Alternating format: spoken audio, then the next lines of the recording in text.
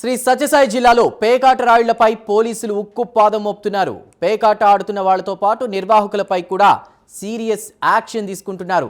పేకాట రాయుళ్ల గుండెల్లో రైళ్లు పరిగెత్తిస్తున్నారు. బైండ్ ఓవర్ కేసులు పెడుతూ హెచ్చరికలు జారీ చేస్తున్నారు.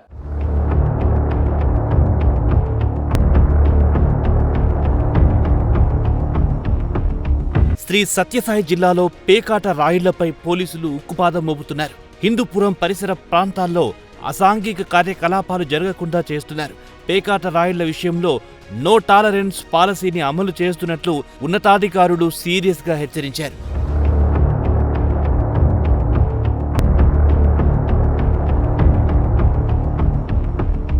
సమాజంలో కుటుంబాల పతనానికి, నేరాల పెరుగుదలకు ప్రధాన కారణంగా మారుతున్న పేకాటను సమూలంగా అరికట్టాలని పోలీసులు నిర్ణయించారు.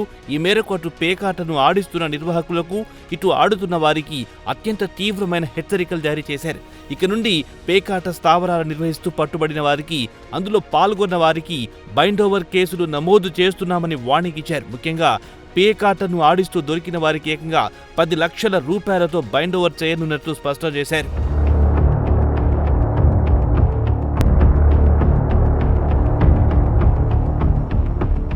పేకాట ఆడిస్తున్న ముగ్గురు నిర్వాహకులు నాగరాజు, శివకుమార్, మారుతి ప్రసాద్ అనే ముగ్గురు వ్యక్తులను అదుపులో తీసుకున్నారు. 10 లక్షల రూపాయల వరకు బైండ్ ఓవర్ చేసినట్లుగా పోలీసులు వెల్లడించారు.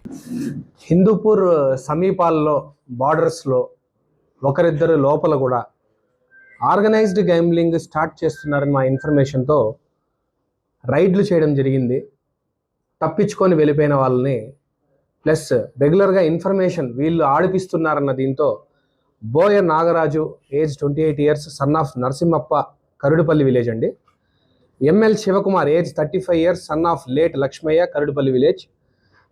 మరియు B Maruthi Prasad age 44 years, son of Narayanappa, Karudupalli village.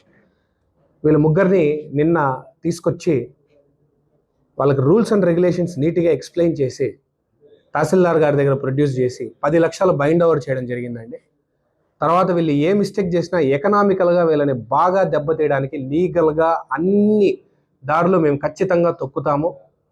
వీళ్ళని ఖచ్చితంగా ఎకనామికల్గా వీళ్ళని బాగా డిస్ట్రాయ్ చేస్తాము. వీళ్ళు తర్వాత గ్యాంబ్లింగ్ అనేది ముట్టుకోవాలంటే భయపడేటట్టు చేస్తాము. ఈ మెసేజ్ మీ మీడియా ద్వారా అందరికీ తెలియజేయాలని చూస్తున్నామండి. ఇవే కాకుండా ఇప్పుడు కాలంలో కొంతమంది గ్యాంబ్లింగ్ వైపు కొంచెం మొగ్గు చూపుతున్నారని మాకు తెలుస్తోంది. ఖచ్చితంగా ఆపుకోండి, మానుకోండి, లేదంటే మాత్రం తీవ్ర పరిణామాలు చూస్తారు. ఇది మా ఎస్పీ సతీష్ కుమార్ సార్ దగ్గర నుంచి కింద కానిస్టేబుల్ వరకు ప్రతి ఒక్కరు సీరియస్గా చూస్తున్న అంశం ఇది. గ్యాంబ్లింగ్ అంటే భయపడే విధంగా చర్యలు చేపడతామని పోలీసులు స్పష్టం చేస్తున్నారు.